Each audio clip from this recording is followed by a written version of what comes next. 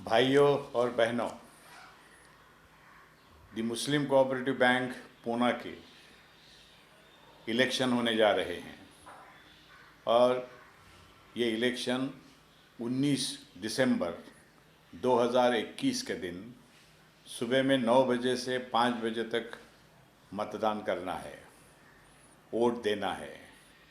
और ये काम मैं सभी मेरे वोटर्स जो भाई हैं बैंक के और बहनों को रिक्वेस्ट करता हूँ कि वो आएँ, वोटिंग करें और अवामी महाज के जो 17 उम्मीदवार हैं उनको वोट करें। अरे 17 के 17 उम्मीदवारों का जो चिन्ह है वो है ऑटो रिक्शा। आपको ये भी मालूम होना ज़रूरी है कि 5 अलग अलग मतदान पत्रिका, बैलेट पेपर जिसको कहते हैं, वो दिए जाएंगे।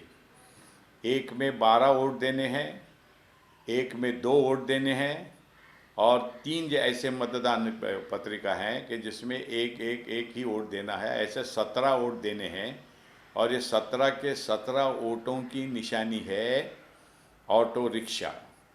मैं उम्मीद करता हूँ कि मुस्लिम कोऑपरेटिव बैंक को बेहतरीन तरीके से आगे बढ़ाने के लिए अभी तक 45 साल से अवामी महाज के लोगों ने पूरा काम किया है और मुस्लिम बैंक के 4 से 5 करोड़ के डिपॉजिट्स को, जो पहले शुरू में 4 से 5 करोड़ थे, आज 650 करोड़ तक इसको आगे बढ़ाया हुआ है।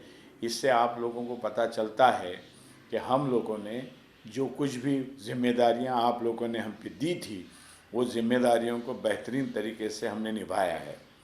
और जब 1982-83 के अंदर 3-4 ब्रांचेस थी और आज 26 ब्रांचेस हम वहाँ तक इस बैंक को पहुँचाए थे। और आप लोगों को खुशी होगी कि गुज़िश्ता साल भी बेहतरीन तरीके से 3 करोड़ का प्रॉफिट हमारे बैंक को हुआ है और बाकी के बहुत से बैंकों को नुकसान पहुँचे हैं, बहुत से बैंक बंद हुए हैं, बहुत से बैंक बंद होने को हैं। इस हालात में भी मुस्लिम कोऑपरेटिव बैंक को बेहतरीन तरीके से चलाने का काम अवामी महाज के हमारे सारे मेंबर साथीदारों ने और आपने हमारे साथ देने की वजह से हम इस काम को कर सके हैं। अभी मैं इस तरफ आता हूँ कि जहाँ हमारे ख़िलाफ़ बात करने वाले और सबसे ज़्यादा बात करने वाले जो एक शख्स हैं, जो मोबाइल के ऊपर पब्लिक के साथ में एड्रेस कर रहे हैं, उनका नाम है गुड़ाखवाला। गुड़ाखवाला को ये मालूम नहीं है कि वो 7 साल से हमारे बैंक के डायरेक्टर हैं और हर महीने में ये बैंक की मीटिंग होती है। ये मीटिंग में आते हैं तो ये जो बातें मोबाइल के ऊपर कर रहे हैं, तो हम चाहते थे कि ये बातें उन्होंने वहाँ की हुई हैं कि नहीं की हुई, पूछें। बोर्ड की मीटिंग में ये बातें उन्होंने की है कि नहीं की हुई है। और अगर बोर्ड की मीटिंग में आपने ये बातें नहीं की है तो आप यहाँ पे आज वो बातें करने की आपको क्या ज़रूरत है? अगर ये ज़रूरत आपको समझ में आती है तो वहाँ पर आपने बात की है, तो वहाँ पे डिसीजन भी हुए हैं और जो डिसीजन हुए हैं, आपने जो कुछ भी सुझाव दिए हैं उसको मद्देनज़र रखते हुए उसको मंजूर करना या नहीं करना, ये डिसीजन हो चुके हैं।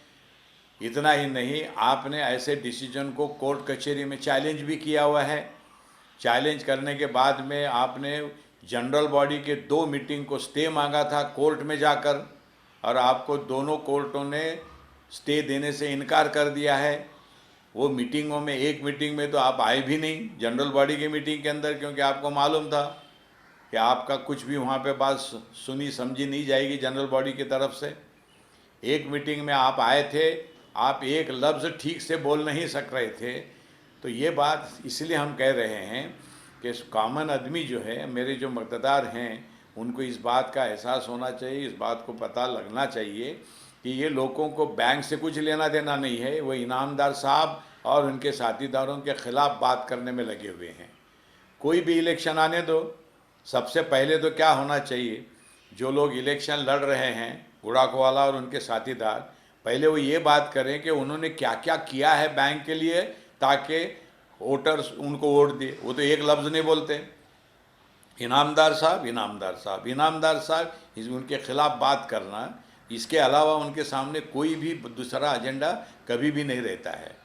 मेरा तो ये कहना है कि ये दिमाग से बीमार हो चुके हैं, ये खुद परेशान हैं, बहुत दूसरे रीज़न्स हैं इसके लिए। ये अभी तक 3 साल तक पहले तक ये कभी कुछ बात नहीं करते थे मेरे खिलाफ, 7 साल से अगर डायरेक्टर हैं तो नहीं बात करते थे। फिर अभी ये 3 साल में क्या ऐसा बिगड़ा हुआ है। इनके बच्चों को हमने जब लॉ कॉलेज में इनका बच्चा आया हमारे कैंपस के लॉ कॉलेज में, तो इनको हमने फ्री पढ़ाया। इनकी लड़की जब हमारे कॉलेज में आई, बीएड का एजुकेशन ली, हमने उनको फ्री पढ़ाया। जब इनके बच्चे हमारे डेंटल कॉलेज में पोस्ट ग्रेजुएट में आया इनका बच्चा, तो उसकी फ़ी उन्होंने नहीं भरी थी, तो हमने उनको कहा कि बाकी के ठीक है मामला है, हमारा डेंटल कॉलेज है, ये पोस्ट ग्रेजुएट डिग्री है और इसकी फ़ी हम लोगों को लेनी ही पड़ेगी। तो हमने वो फ़ी मांगी तो ये दे नहीं रहे थे, तो हमने वो बच्चे को एग्ज़ामिनेशन से बैठने से रोकने की बात की, तो इन्होंने हमको चेक दिया, और ये चेक जब हमको दिया गया तो एग्ज़ामिनेशन को इनका बेटा बैठा, और वो चेक जब हमने बैंक में डाला तो ये चेक वापस आ गया, यानी हमारे को पैसे उसके नहीं मिले। तो हमने को क्रिमिनल केस किया हुआ है इनके खिलाफ बोले तो इनके बीवी ने वो चेक दिया था उनके खिलाफ, और वो केस जब शुरू हो गया तो इन्होंने हमारे खिलाफ बात करना शुरू की। यानी इनामदार साहब या इनामदार साहब के ट्रस्ट ने इनको मदद की तो इनामदार साहब अच्छे, और इनामदार साहब ने उनको कानून से बात करने की जब शुरुआत की तो इनामदार साहब ख़राब हो गए।